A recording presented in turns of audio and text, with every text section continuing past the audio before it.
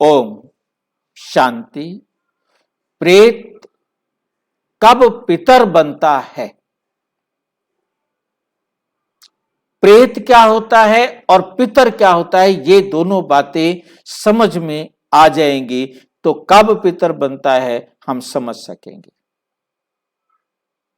पहले जहां ये गपोड़ कहानियां बनाई गई हैं उनमें इसका जिक्र है। उस गपोड़ को अपनी बुद्धि से हम निकालेंगे तो सच हमारे सामने ऑटोमेटिक आ जाएगा। यमराज आता है जब वो आत्मा को शरीर से निकाल कर ले जाता है, धर्मराज तक पहुंचने तक वो प्रेत कहलाता है। उसके लिए उन्होंने एक सूक्ष्म शरीर की भी कल्पना कर डाली, जिसके आधार पर उसे रास्ते में सजाएं देते हैं, उनके कर्मों का फल देते हैं और जिससे दुखी होकर वे दोबारा से अपने पेरेंट्स, अपने बच्चों को, अपने परिवार को कोसता भी है कि वो आपने हमें हमारे लिए भोजन क्यों नहीं दिया। क्योंकि वो भोजन नहीं देते हैं तो उसके लिए वो उसको सजा देते हैं कि आपके बच्चों ने भोजन नहीं खिलाया, इसलिए वे उन्हें दंडित करते हैं। तो वो कहता है कि गाय दान करो, भोजन दान करो, ये करो, वो करो, नहीं करेंगे तो उसको सजा देंगे। तो इस प्रकार से उन्हें सजा देने का प्रावधान किया जाता है। वास्तव में इस प्रकार की कोई बात होती नहीं।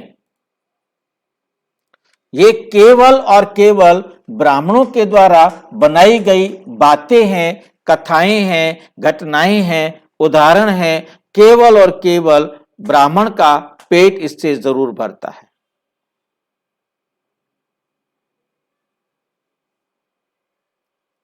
गरुड़ पुराण इस 15 दिन के समय को प्रेत कहता है। कहीं 13 दिन भी लगते हैं, कहीं 17 दिन भी लगते हैं। दो यमदूत एक आत्मा को लेकर के जाते हैं और उसके बाद उसके कर्मों के हिसाब से धर्मराज जब फैसला करता है, उस फैसले के बाद वे अपने कर्म अनुसार अपने लोक को जाता है कि वो नरक में जाएगा, स्वर्ग में जाएगा, कौन से लोक में जाएगा। और इसी प्रकार से 10वें दिन हरिद्वार के अंदर ब्राह्मण जो है पिंडदान कराते हैं और पिंडदान करने के बाद उनको पितरों में मिलाते हैं। जब वो पितरों में मिलता है तो पितर कहलाता है। अब वो 10वें दिन मिलाते हैं। धर्मराज कब फैसला करेगा वो एक अलग बात है, कई 13वें दिन और कई 17वें दिन, और इसलिए बार बार पिंडदान कराए जाते हैं। और ये ब्राह्मण कहते रहते हैं कि अभी आपके पितर मिले नहीं हैं, पितर दोष लग गया है, ये हो गया है, वो हो गया है। ये है गरुड़ पुराण के द्वारा लोगों को भ्रमित करने वाली कहानियां।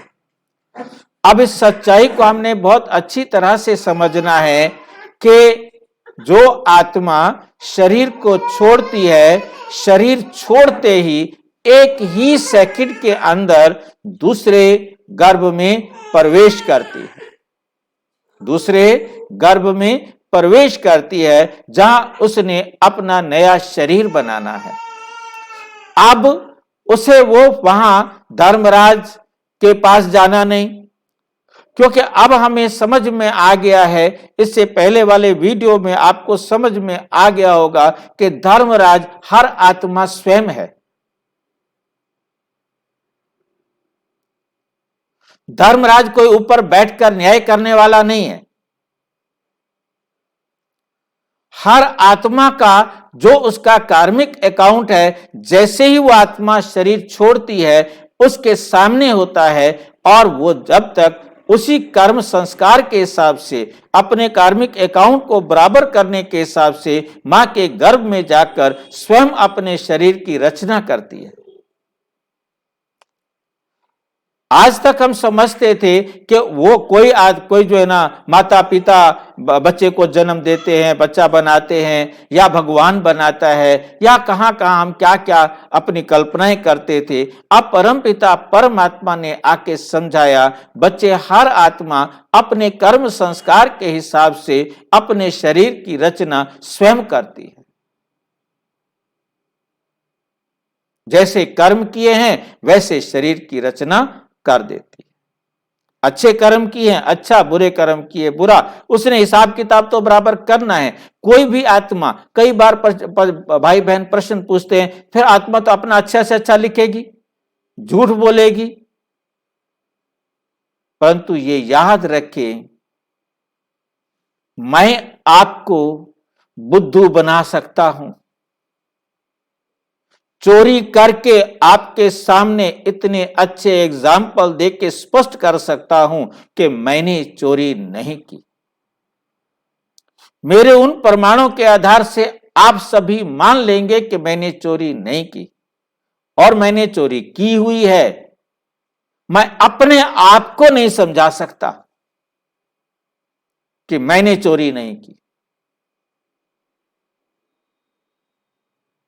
मैं अपने आप से झूठ नहीं बोल सकता कि मैंने चोरी नहीं की।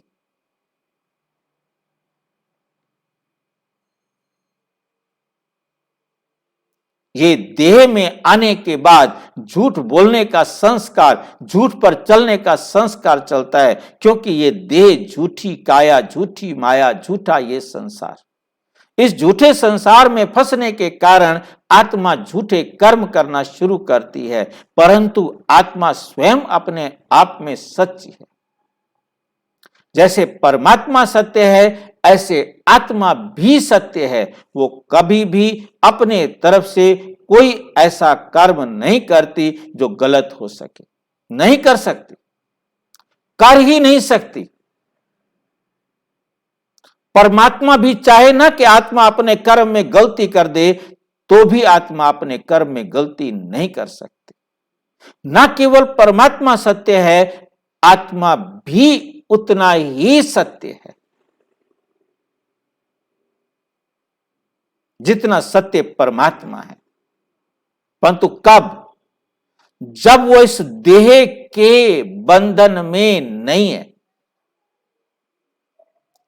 देह के बंधन में आने के बाद आत्मा झूठ के घेरे में ऐसी फंसती है जिसे कहा जाता है कि गोरे से काली हो जाती है, सतो प्रधान से तमो प्रधान हो जाती है, और परमात्मा आकर फिर उसे सत्य की स्मृति दिलाते हैं तो वो तमो प्रधान से सत्य बन जाती है। तो वापिस हम अपने विषय पर आए कि आत्मा अपने साथ झूठ नहीं बोल सकती, वो अपने शरीर की रचना करती है।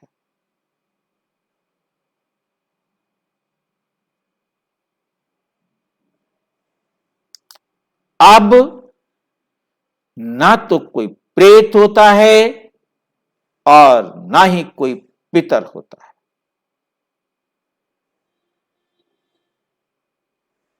जो आपके घर बच्चा है वो कहीं ना कहीं किसी और परिवार का पितर तो है ही ना, किसी ना किसी परिवार से तो आया है ना। जहां वो बच्चा था या जवान था या बूढ़ा था, जिस भी एज में वो शरीर छोड़ करके यहां आपके पास आकर जन्म लिया है।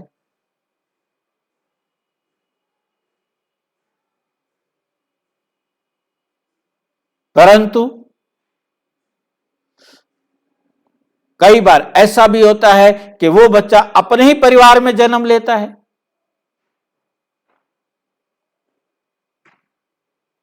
वो आत्मा अपनी ही वाइफ के गर्भ में अपने बच्चे के रूप में आ सकता है, बहन के घर जा सकता है, भाई के घर जा सकता है, मां के पास जा सकता है, कहीं भी जा सकता है जहां उसका कार्मिक अकाउंट है। अब उसे पितर क्या कहा जाएगा?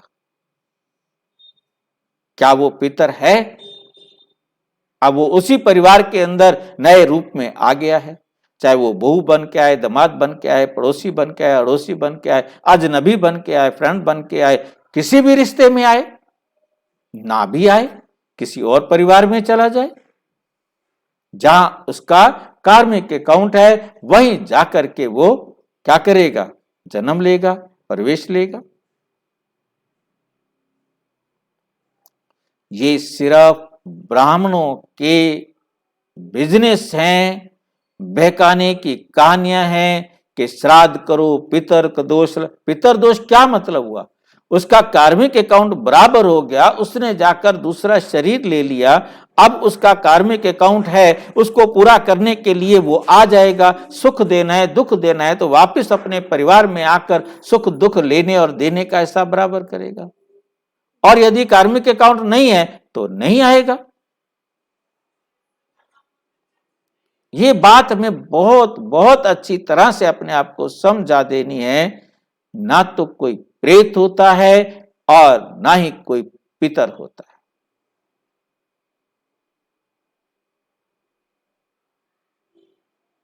आत्मा ने एक शरीर छोड़ा और दूसरा शरीर ले लिया और अपना हिसाब किताब वो खुद बराबर बराबर करती है। ये ब्राह्मण नहीं कराते।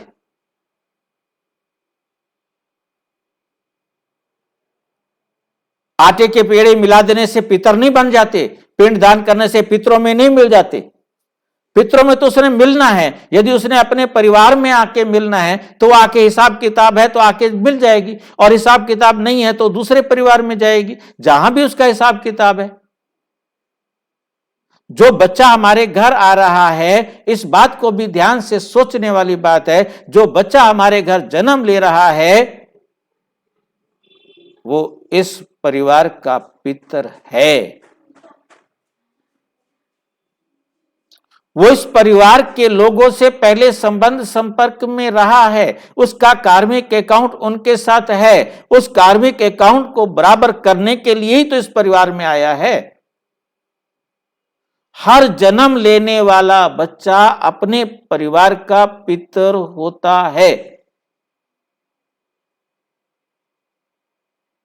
परंतु उसे पितर कहा नहीं जाएगा।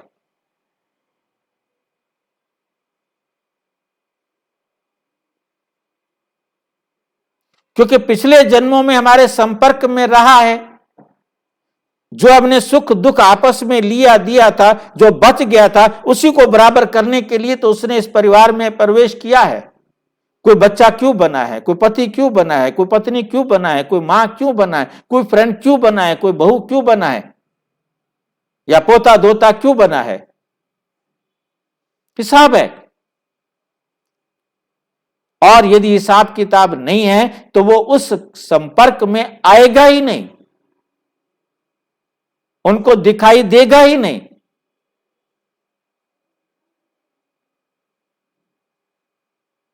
ये बात हमें बहुत अच्छी तरह से समझनी है। ये कपोल कहानियां संसार को भ्रमित करती रही। अब इन बातों से समझ में आता है कि यदि हमें कर्म अच्छे किए तो हम इन्हीं जिनके साथ कार्मिक अकाउंट बनाया है उन्हीं के संपर्क में आएंगे। हम उनको दुख देके जा रहे हैं तो हमें दुख आके लेना पड़ेगा, सुख देके जा रहे हैं तो सुख लेने के लिए आना पड़ेगा। तो क्या चाहिए वो हमें देना है। ये बात हमें बहुत अच्छी तरह अपनी बुद्धि में समझना है। जो हमें चाहिए, जैसा व्यवहार हमें चाहिए, वैसा व्यवहार हम सबको दे दें।